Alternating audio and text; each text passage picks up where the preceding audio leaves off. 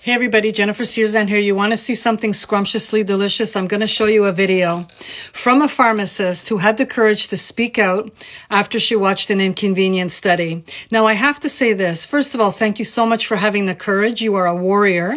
But if more people speak up about this, not only are we going to gain momentum and try to wake more people up, eventually the pharmaceutical industry is going to fall.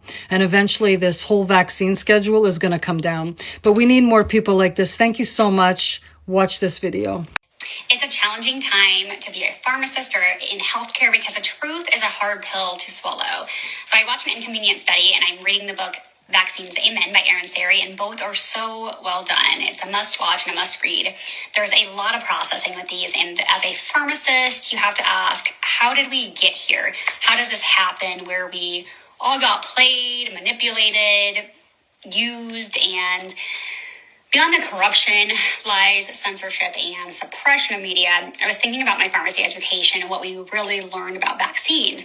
And it was that vaccines are safe and effective and they save millions of lives, and that an adjuvant is used in the vaccines to stimulate the immune system to increase antibodies against the antigen. But we never looked at the vaccine studies. We were never told that there were not any inert placebo randomized controlled trials for these vaccines to be licensed, that there is no evidence of safety because the studies were all done incorrectly. And we can't say that because it's unethical to give a vaccine when these are the initial licensure studies.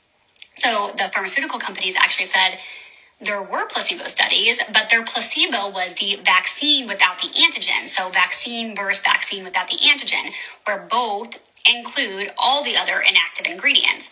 So we have no evidence of the inactive ingredients in the vaccines like aluminum, that's a well-known neurotoxin, and polysorbate 80 that increases the blood-brain barrier permeability, that these are safe, short or long term. We were told a narrative by an institution that we trust, and those institutions follow the pharmacy curriculum that is established by ACPE. That includes members from American Pharmacists Association who receive funding from pharmaceutical companies. So another example of how pharma has influence on the education and training pharmacists receive. For anyone in healthcare, it's easier to be in denial and not face these truths, knowing we have no evidence to tell patients that these vaccines are safe, no evidence to follow the childhood CDC vaccine guidelines, and that by doing so, we may have caused a lot of harm.